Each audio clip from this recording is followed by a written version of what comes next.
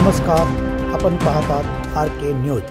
सर्व इंटरट्रेड करून कर्ज न भरल्यानेच दौलतवर लिलावाची नामुष्की आल्याचा आरोप गोपाळराव पाटील यांनी व्यक्त केला आहे।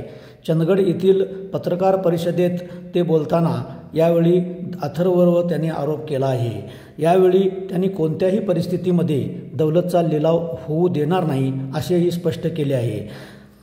अथर्व इंटरट्रेड प्रायव्हेट लिमिटेड आणि कोल्हापूर जिल्हा मध्यवर्ती सहकारी बँक यांनी करारानुसार साखर विकास निधीचे कर्ज न भरल्यामुळेच दौलतवर लिलावाची नामुष्की आल्याचा आरोप त्यांनी केला आहे।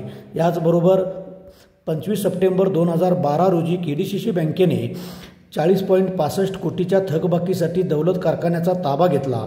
यापूर्वीच कारखान्यावर केंद्र सरकारच्या SDF कर्जाचे गहाण होते।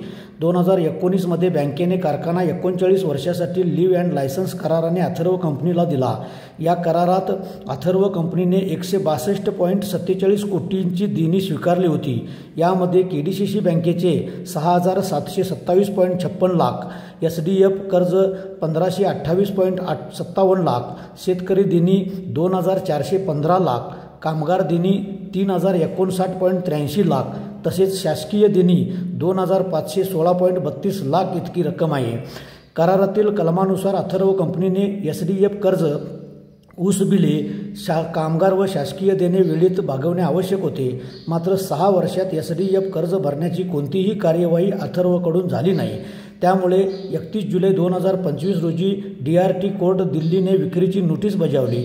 या आदेशानुसार मूळ कर्ज 725 लाख, व्याज व दंड व्याज 1,083.96 लाख, एकूण देणी 1,808.96 लाख तसेच 19 मे 2016 पासून संपूर्ण रक्कम भरणा होईपर्यंत 10% दराने व्याज देणे बंधनकारक केले आहे। हे कर्ज तसेच इतर शासकीय देणी भरण्याची जबाबदारी अथर्व कंपनीचीच आहे।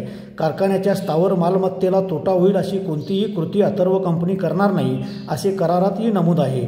असे असताना लिलावाची सुरू असलेली प्रक्रिया दौलतचे नुकसान करणारी आहे। कंपनीने देणी न दिल्यास ती जिल्हा मध्यवर्ती बँकेने द्यावयाची आहेत असे या करारात नमूद असल्याचे यावेळी गोपाळराव पाटील यांनी सांगितले।